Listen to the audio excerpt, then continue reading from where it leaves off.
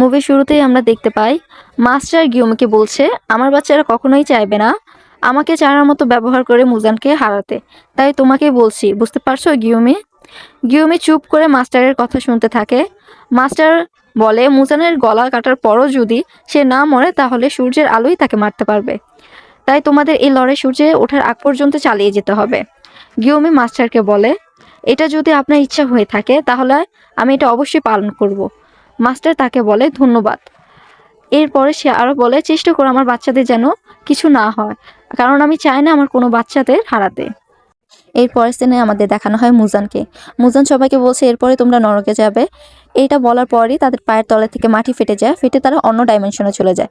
তখন বলে সেখানে আমি তোমাদের সকল ডেমন স্লায়ারদের মেরে ফেলবো। তখন তানজিরো বলে কি আমরা না, তোমাকে মেরে ফেলবো। এটা বলার পর মুজান বলে পারলে আমাকে মেরে দেখাও তানজিরো কামাডো।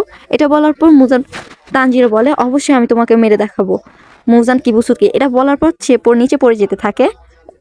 এরপরে আমরা দেখতে পারি ওবানা এবং মিসুরকে। মিসুরে খুব চিল্লাচ্ছিল নিচে পড়ার টাইমে, তখন ওবানায় বলে চিল্লায় না। মিসুর বলে ঠিক আছে। ওবানা আরও বলে যে আমার পাশে থেকে, তখন মিসুর বলে ঠিক আছে। অন্য দেখে আমরা দেখানো হয় যে শিনোবুকে, সেও নিচে পড়তে থাকে।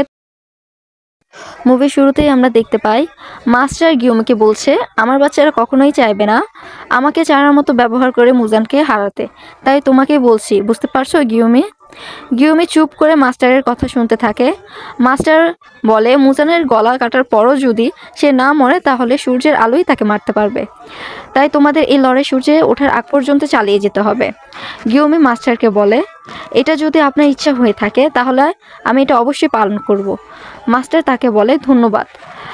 এরপরে সে আরও বলে চেষ্টা করো আমার বাচ্চাদের যেন কিছু না হয়, কারণ আমি চাই না আমার কোনো বাচ্চাদের হারাতে।